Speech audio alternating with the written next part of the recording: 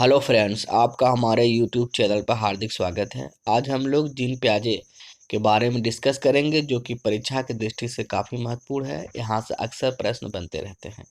अगर अभी तक आपने हमारा चैनल सब्सक्राइब नहीं किया है तो प्लीज़ सब्सक्राइब कर लें।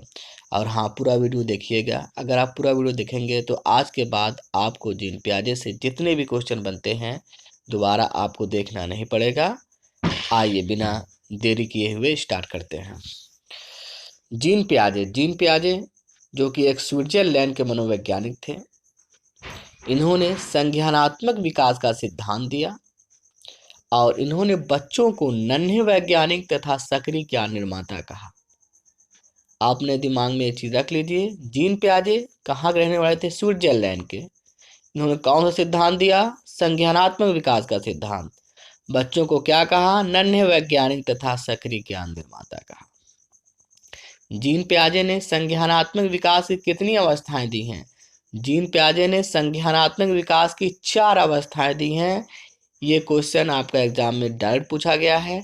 जीन पियाजे ने संज्ञानात्मक विकास कितनी अवस्थाएं दी हैं? 4 अवस्थाएं दी हैं। ये आपको याद होना चाहिए।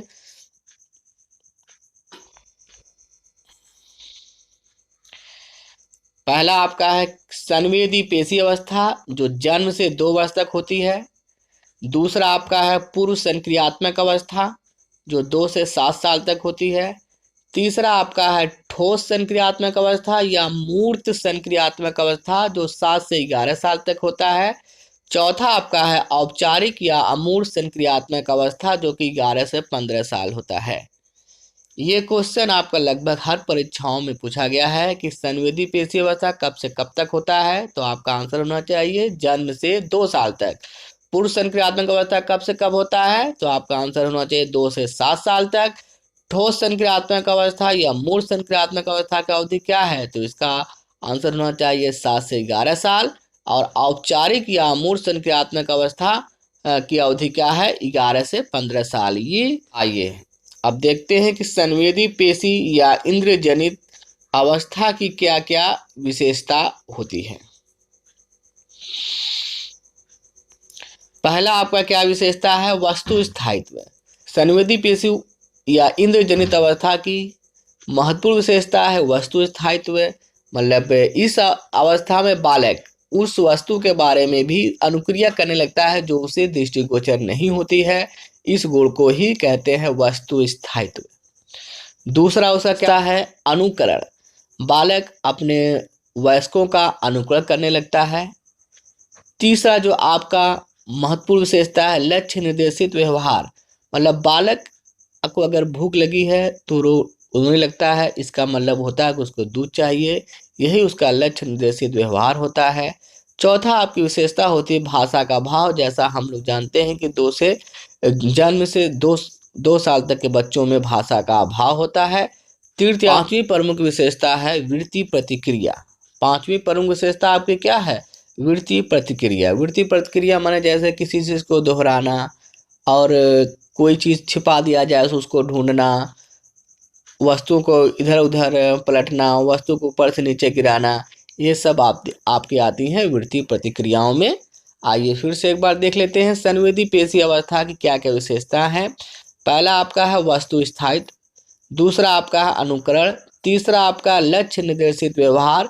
चौथा आपका है भाषा का भाव। पांचवा आपका है वृत्ति प्रतिक्रिया।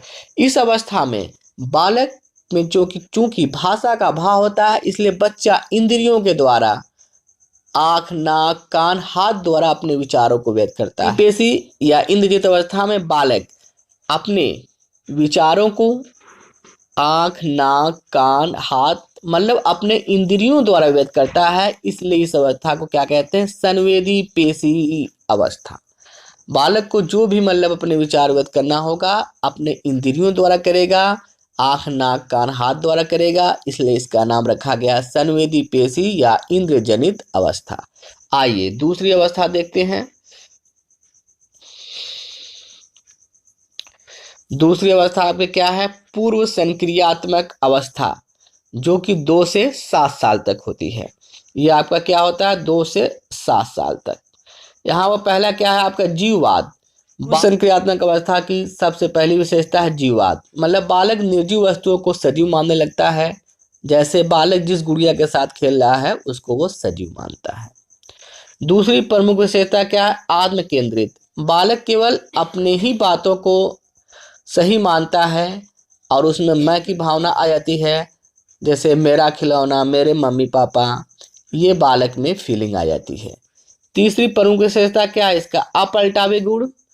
मतलब अगर जैसे बालक को ये दे दिया जाए 2 + 5 = 7 होता है, फिर अगर कहा जाए 5 + 2 तो बालक नहीं बता पाएगा। इसको ही कहते हैं अपलटावे गुण। बालक में इस अवस्था में अपलटावे गुण आ जाता है। चौथा प्रमुख विशेषता है अतार्किक।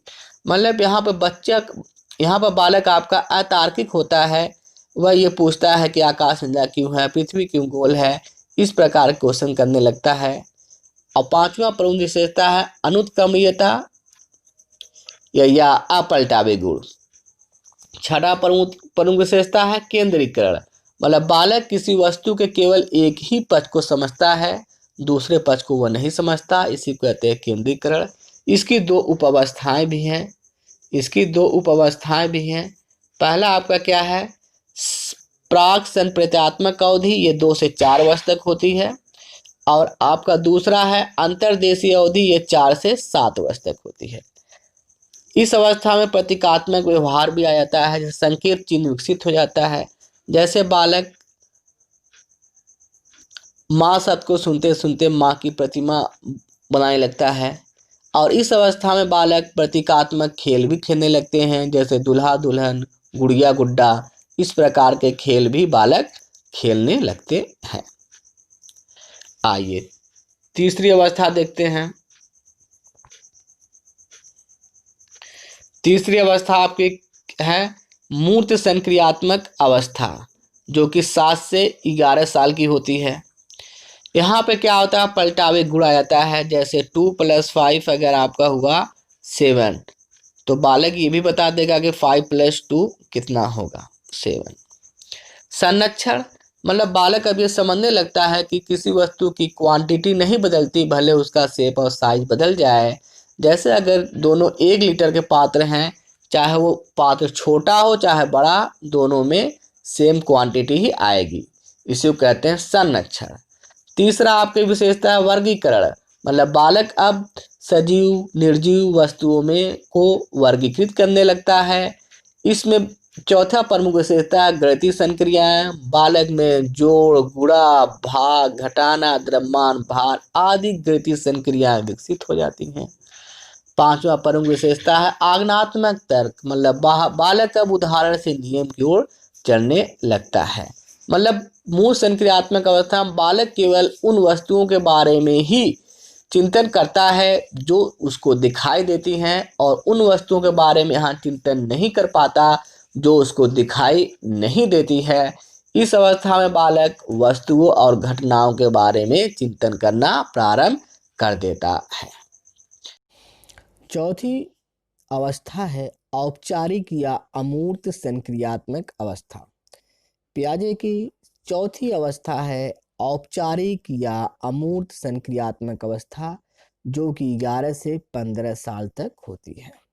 यहाँ पर बालक केवल ठोस वस्तु के बारे में ही चिंतन नहीं करता, बल्कि उन वस्तुओं के बारे में भी चिंतन करने लगता है जो अमूर्त होती है। यहाँ पर बालक में अमूर्त चिंतन का विकास हो जाता है।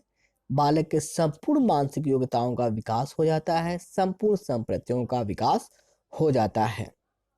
इसलिए बालक यहाँ पर अमूर्त चिंतन करना प्रारंभ कर देता है। दूसरी इसकी सबसे प्रमुख विशेषता है निगमनात्मक तर्क। बालक यहाँ पे अब नियम से उदाहरण की ओर चलने लगता है, वह नियम से उदाहरण स्वयं बनाने लगता है। और तीसरी प्रमुख अवस्था आपकी है जो कि परिकल्पनात्मक तर्क। यहाँ पर बालक किसी समस्या का समाधान अब काल्पनिक रूप से भी करने लगता है। उनमें कल्पना द्वारा समस्या समाधान करने की योग्यता उत्पन्न हो जाती है। अगर आपको हमारा वीडियो अच्छा लगा हो तो प्लीज़ लाइक और शेयर करना ना भूलें। Thanks for watching the video.